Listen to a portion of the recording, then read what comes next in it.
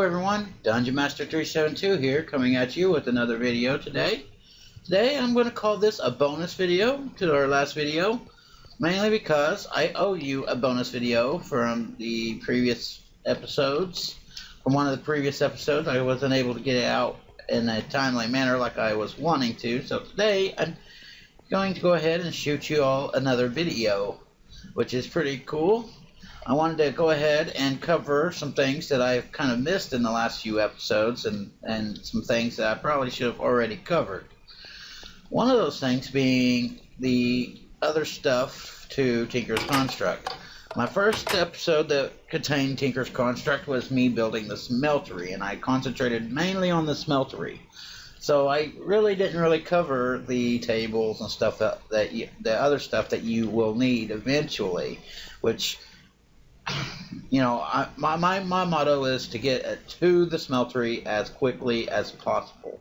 So I go out and first thing I do is I collect, all the materials necessary to make the first set of Sear Brick, which is made out of sand, gravel, and clay. But right now, I just want to cover these tables. So first off is the stencil table here, and it's pretty cool and pretty simple to make. Pretty much it's just oak wood planks and a blank pattern. Your blank patterns are crafted like so, with 2 sticks and 2 wood planks, and each recipe will get you 4. And of course, your oak planks and your wood patterns for your stencil table. And the stencil table is pretty cool because that's where you're going to make and build your parts, your patterns for your parts that you're going to need to build for the deal. Next, I want to show you is the pattern chest, which it stores all your patterns, your part patterns. Which let's go ahead and go. Let's go with pattern chest, which is just a regular chest with a blank pattern on top, and your part builder, which is made just like that, with a wood log and a blank pattern on top. Will get you the part builder. Now, next thing I want to show you is the tool station. And it's built like this, just a regular crafting station with a blank pattern on top. And another thing that I wanted to show you as well, okay, is the upgrade to the tool station, which is called the Tool Forge. So, and this recipe can be found in the materials and U book, I think. If not there, it's definitely in the Mighty Smeltery book, if it's not in the materials and U book that you automatically get. So, Tool Forge is crafted like so. Now you can see that there's different tool forges here. That's for each of the different metals in Tinker's Construct. So we've got iron, we've got gold, we've got diamond, emerald, cobalt. I can't remember what this one is. Ardite, manulin, copper, bronze, tin, aluminum, brass, and alumite, and of course steel. And steel, I think you can get from Railcraft, or you can get it from Mechanism. But either way you come across it, you can make it in there. So yeah, so just about any kind of metal you can use for the tool forge. But you use a regular tool station, with the 4 metal blocks and then 3 Sear Brick over the top will get you that. Now, whenever you do that, if you put a regular crafting station like that next to the tool forge, you get a crafting station or a tinker table. And pretty much, now this one isn't from Tinker's Construct. This is from Tinker's Mechworks, I think, or no, this might come from Tinker's Construct. I thought it was just from the add-on mod, but maybe not. But either way, you put it next to the tool forge, and you got yourself a crafting station. And this is pretty cool because you put your tool in here. You can put any tool in there, tool, weapon, whatever, and you can add your modifiers like moss, or you can even add nether quartz and all that other stuff. Now, I haven't gone over that too much just yet because I'm quite not ready yet. I'm still working on getting things looking good and ready to go for it. So yeah. But I will cover that here as well in a future episode. So keep an eye out for that. So with that all said, pretty much, and I've already covered the stencil table and told you about that. But next step in it is to make your tools. And the way to do that is by picking up a pattern from your pattern chest, placing it here in the part builder.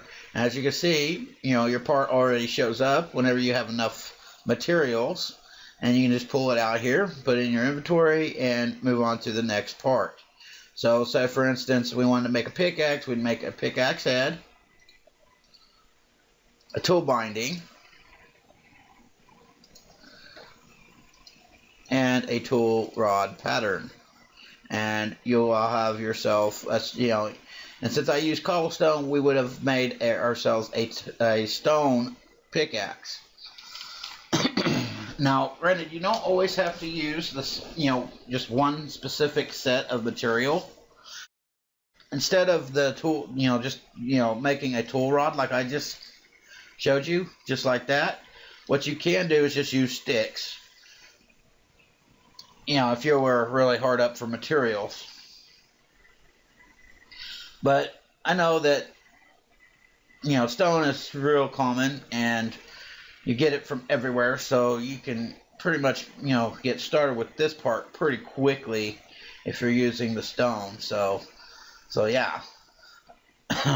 Now, your next step, if you wanted to go up from that and you wanted to do metals, because that's one thing you can't do in this part builder. It does have a metal slot here, and that's mainly to it was originally used for the metals because they didn't have the smeltery working correctly, but now that they do, that's not usable anymore as far as just making your parts out of metals. And I'm not sure exactly what that part section is used for anymore, but needless to say, that's how that works.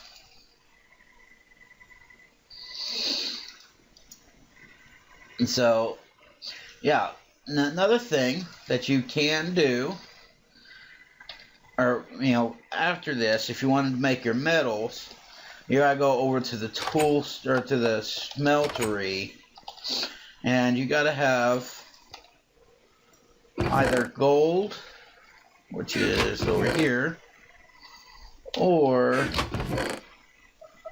aluminum brass, which I don't have any at the moment. I've just been using gold. However, I prefer to use I do prefer to use aluminum brass because it is cheaper per cast that you make. But pretty much what you do if to make a cast is you'll create a tool part. And I'll demonstrate this real quick. I'm not going to really make anything out of it, but I'm just going to demonstrate how you would do it.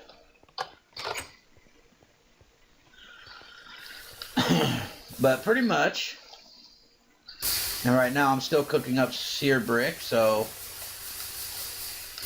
But pretty much what you do is, once you've created your part that you want to use to make a cast out of, you place it here. You place either your aluminum, brass, or your gold in the smeltery.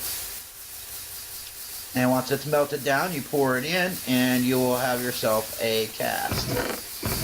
Which all my casts are right here. And you can see that I've pretty much crafted everything necessary for these parts here. Or for these weapons and stuff here. So yeah, that's pretty much how you do that.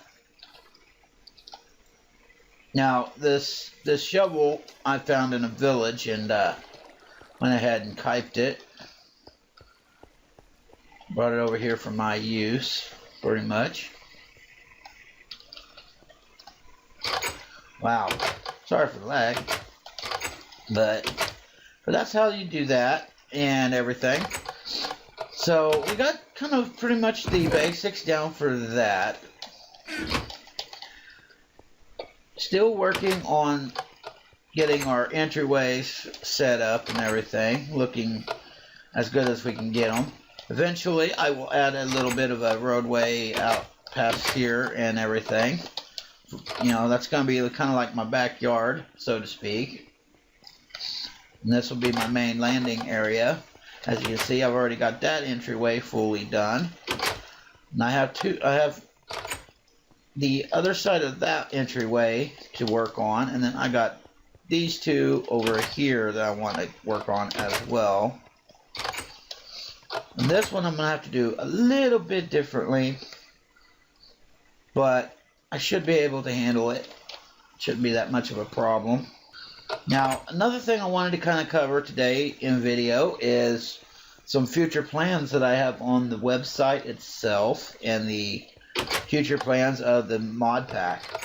Currently, right now, the mod pack is setting at, we're currently using 1.3.2. We do have a new update coming up in the next, few days. So, DM Tech Mix 2.0 version 1.3.3 will contain some new mods. One of those being Fox Library, which is for Tails. A friend of mine who had just recently joined the staff team has requested that we get Tails because he has a squirrel character and he's wanting some tails and some ears for his character, which is fine by me if he wants to do so. And I've even joined in on the fun as well. I already have something set up for my character, and if it's not set up whenever we update, I will reset that up and everything will be cool. So you'll see some new stuff added to my character as well, which is pretty awesome. And we also have a poll going on the website as well concerning some new mods that we are discussing adding into the mod pack. And should you happen to like the mods that are listed on the website, feel free to vote on that. And that will be for the month of February, whenever that poll closes. So at the end of February, the poll will close, and we will decide the fate of those two mods. Now, if we're in the event of a draw, we will add both of those mods into the mod pack. So cool stuff there. So if you all vote and you see that that the mod pack or the mod that you're wanting in the mod pack isn't working, talk to your friends. Tell your friends to vote for it. So yeah, let's keep this going. Hopefully, if we keep the members of the public involved with our website as well as our server, great things will come and everything. I hope that you all have enjoyed this video. Please click like and subscribe. Check out all the links in the description below. And as always, everyone, have a good one.